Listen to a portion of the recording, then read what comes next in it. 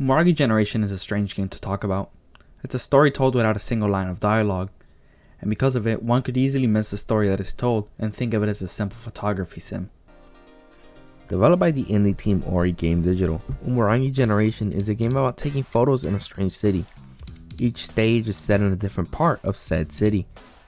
You complete these levels by following bounties, which can be things such as close-up pictures of cats or 15 candles. Levels are almost like scavenger hunts, as you have to explore the map and look closely for what was asked.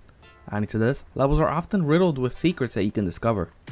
While the game does ask for a specific thing, it lets you complete objectives in any order you want, however you want. This is where your own personal creativity comes into play. You're given many tools to customize your photos, such as controlling the saturation or the color balance. There's quite a few things to do in each stage, which encourage multiple playthroughs.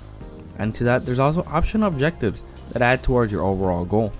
Objectives such as take a group photo or recreate a postcard.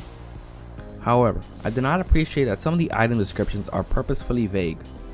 The gameplay loop is solid, and Umurangi Generation is short enough so that it doesn't become stale or boring.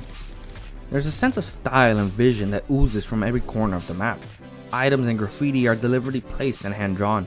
While this game doesn't offer the best graphics, it still presents a strong art direction that pulls together the city and the characters, making it all the more enjoyable to photograph the environment.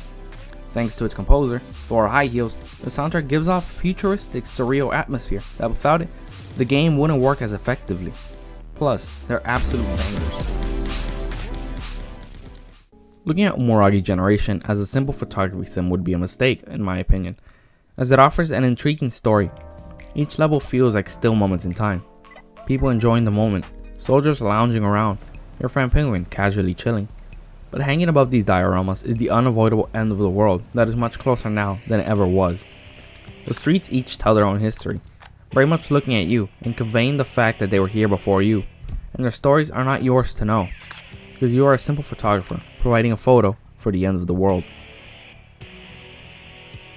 But despite the pessimism that tends to accompany the death of everyone, the game focuses on showing community and how people comfort and stand by each other through so many tragedies.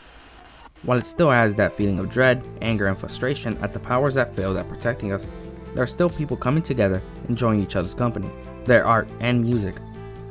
Will you focus on the mother holding her child in a hopeless effort to protect her from their fate, or will you frame two people having an honest and civil discussion?